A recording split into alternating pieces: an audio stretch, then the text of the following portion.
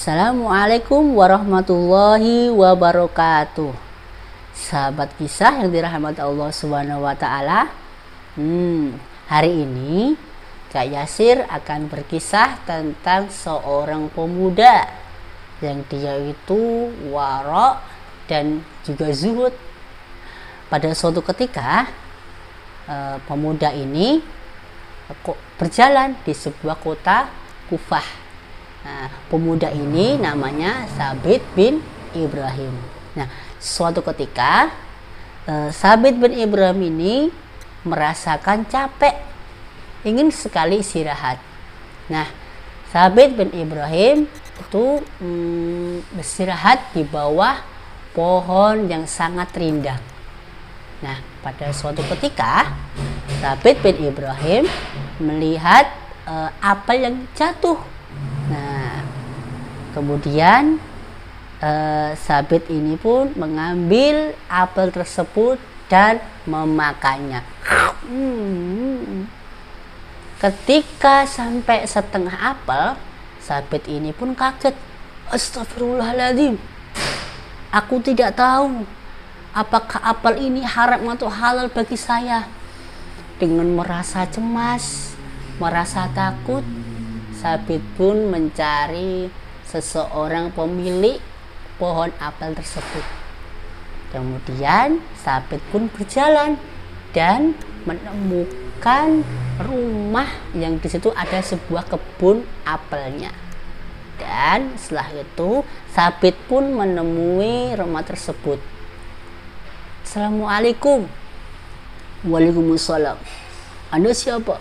Wahai Tuan, saya khilaf.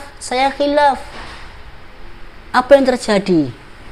Kemudian Sabit ini pun bercerita dari awal sampai akhir. Dan kemudian si tuannya itu pun berkata, saya bukanlah pemilik kebun ini, saya hanya pembantu kebun ini. Terus bagaimana cara saya mendapatkan seorang yang pemilik kebun ini? Rumahnya jauh di sana. Baiklah, ya, demi apel yang halal untuk dalam tubuhnya, Sabit bin Ibrahim ini pun berjalan walaupun tempatnya sangat jauh. Nah, kemudian setelah sampai di rumah tuan yang pemilik kebun tersebut, Sabit pun berketuk pintu. Duk. Assalamualaikum. Waalaikumsalam. Wahai Tuan, saya khilaf. Kamu siapa? Kamu ingin bertemu sama siapa? Wahai Tuan, sesungguhnya saya itu makan sebuah apel di kebun Anda. Maka sudikah Anda menghalalkan apel itu kepada saya agar tubuh saya ini tidak dimakan oleh api neraka. Nah, kemudian tuan pemilik kebun ini pun melihat pemuda itu dengan tajam. Bu, tidak semudah itu ya pemuda. Saya akan menghalalkan apel tersebut tapi dengan satu syarat. Wah, Sabit pun kaget. Takutnya itu nanti akan memberikan syarat yang sangat berat bagi Sabit bin Ibrahim tadi. Akhirnya setelah berpikir panjang dan dia tuh berkata, wahai Tuan, syarat apakah itu?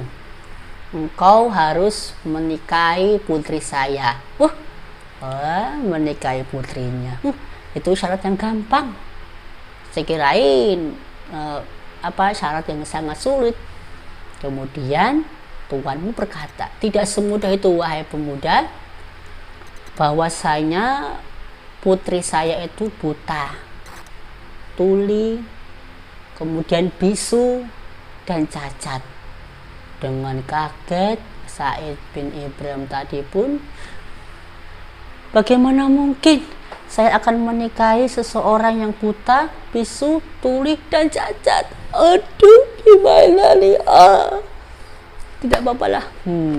Kemudian dia pun berpikir, bagaimana pemuda? Baiklah, saya akan menerima syarat tersebut, daripada tubuh ini ada makanan yang haram, lebih baik menerima tawaran tersebut, kata si Sabit bin Ibrahim. Singkat cerita, dan akhirnya menikahlah antara Sabit bin Ibrahim tadi, nikah dengan putri tuan pemilik kebun tersebut. Dan akhirnya ketika saya mau masuk ke dalam kamar putri tersebut, ya, ingin menjawab salam, kan dia kan bisu, tuli, ya nggak apa-apa lah, siapa tahu nanti yang menjawab salam satu malaikat. Nah, akhirnya Sabit bin Ibrahim pun salam, assalamualaikum warahmatullahi wabarakatuh. Ternyata di dalam kamar ada suara lirih, waalaikumsalam warahmatullahi wabarakatuh. Katanya bisu, katanya tuli, kenapa dia menjawab salam saya? Ketika masuk pun semakin tambah kaget.